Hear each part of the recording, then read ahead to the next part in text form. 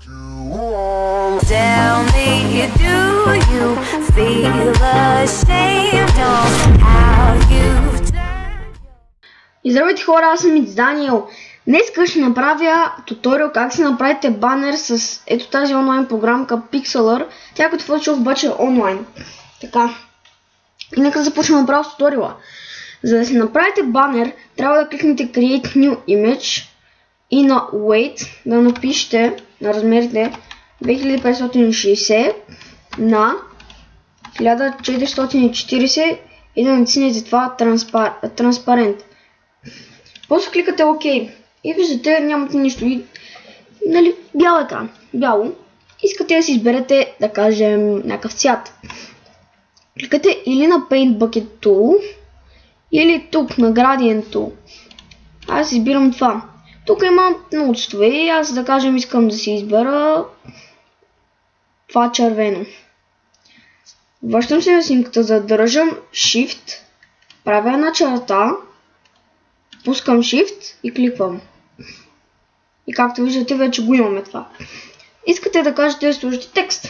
Нямате никакви проблеми. Отивате на това за текста, кликате тук, да кажем, аз ще сложа моето име. Тук може да изберете стайла, нали, на шрифта. Ти ще може да е някакво суперстално, за никой няма да ви разбере, разбира се. И тук може да си го увеличите. Аз си го слагам на 300.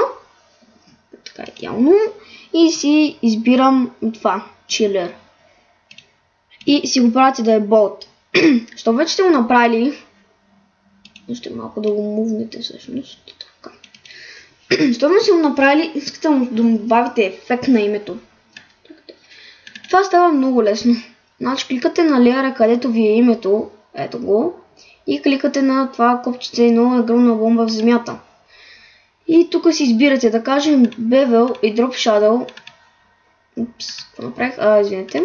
Изглеждат добре. Като махнете Bevel, обаче Drop Shadow тук не става. Може да сложите Inner Shadow, Outer Glow, това да е Bevel и Inner Shadow. И да кликате ОК, може тук да си, нали, да си направите цвета на Shadow, може да кликнете, нали да. Може и без, нали без, ако не искате никакви, може да сложите само Inner Shadow, защото виждате изглежда малко така. Ако искате да сложите и отстрани на снимката нещо, може да му сложите Drop Shadow или Bevel. То не знам дали се вижда. Но това зависи ако искате, нали? И като цяло това е. Да кажем, искате отдолу да напишете още нещо. Кликате пак на текста. Отдолу го слагате. И ще да кажем, не знам, subscribe for more. Както нали е на моя банер. Можете малко да си го мувнете. Ето, така. Това е метал отгоре. Така. Може да му изберете някакъв, тук си го избирате болт, нали. Може да си изберете, да кажем, това. Не знам. Subscribe for more awesome videos. С това може да го сложим на другото име. Against FBI, добре. Това изглежда добре. Цяло това е.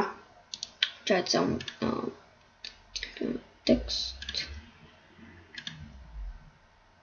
Да, може да го направите различно, може да го направите на едно. Да кажем, искате да сложите някакво украшение. Да кажем, може да сложите контролер. Аз съм си изтеглил предварително, който също е сложен и на моят банер. Кликате Open Image. Кликате на тази снимка и давате отвори. Кликате Ctrl и A, Ctrl C, връщаш на снимката и натискате Ctrl V. И сега нещо обърка някъде, тук трябва да е Ctrl V. Да. И си го слагате. Може да се го ресайзнете или да го оставите така. Искате да сложите още едно, само да мърнем снимката. Така. Искате да сложите още едно, правите също, но то мисля, че в момента мога да сложа пак. Да. така да кажем. Нали, това е окей. И отгоре може да напишете още нещо да кажем, кога ще качвате клипове, на какво ще качвате. И то така става всъщност много лесно. Само да го правя. И така стават много лесно банерите с тази програмка. Чакайте само да затворим това. Така стават много лесно тези работи с тази програмка. Както виждате, вече имате готов банер. Не е, нали, като на Photoshop. Това е програма за бегинери, за хората, сега почват.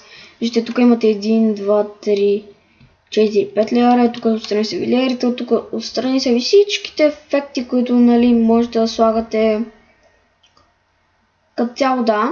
И да кажем, искате да го запазите. Кликате на Save, кликате на Close или Save, кликате на Save, правите клаутите до 100, пишете му някакво име, да кажем, аз ще напиша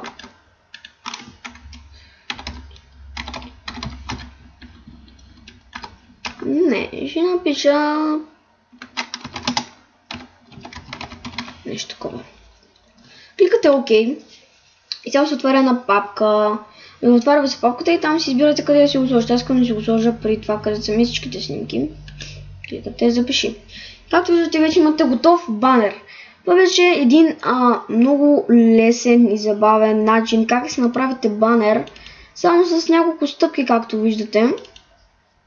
И като цяло това е. Това бях аз и Дани. Не забравяйте да лайкнете клипа, да се сабскрайбнете за мене, за ето това тук, за още хубави видеа. И да, вечерта ще снимам, приехаме вчера в един сервер да камп. Вечерта ще снимам на него, а един мой приятел, който оцеляваме, ще стримва в Twitch. Да, това беше информация само за вечерния клип. Това бяха с Даниел.